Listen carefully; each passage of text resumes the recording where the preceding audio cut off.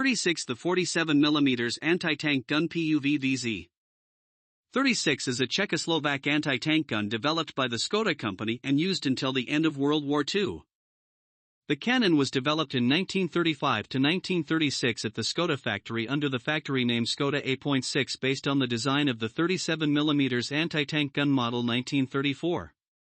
Serial production began as early as 1936. By 1936, the weapon was one of the most powerful anti-tank guns in the world. Before the German occupation of Czechoslovakia in March 1939, 775 guns were produced. Most of them were acquired by the Germans. After the occupation of Czechoslovakia, Germany adopted the weapon under the name 4.7 cm Pak-T, and continued its production.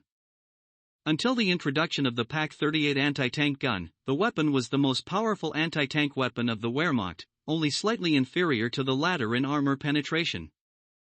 The gun was in service with the anti-tank units of the Wehrmacht infantry divisions. In 1941, to increase the armor penetration of the weapons, the Germans introduced the armor-piercing subcaliber shell model 1940 PZGR-40 with a tungsten carbide core into the ammunition supply. With the start of deliveries of the Pak-38, the gun was not phased out of infantry units and remained quite widespread. Consequently, mass production of shells for this weapon was established. Only from the beginning of 1943 did the Czechoslovak gun begin to be gradually replaced by the new anti-tank gun Pak-40. The high mobility of tank and motorized units did not allow the use of artillery in their anti-tank formations.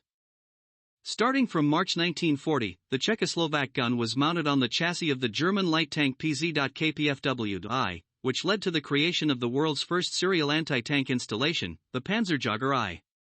A total of 202 vehicles were manufactured by February 1941. From May 1941, Czechoslovak guns began to be mounted on French trophy light tanks Ir-35, resulting in a new self-propelled anti-tank gun, the Panzerjäger 35R, with 174 units produced by October 1941.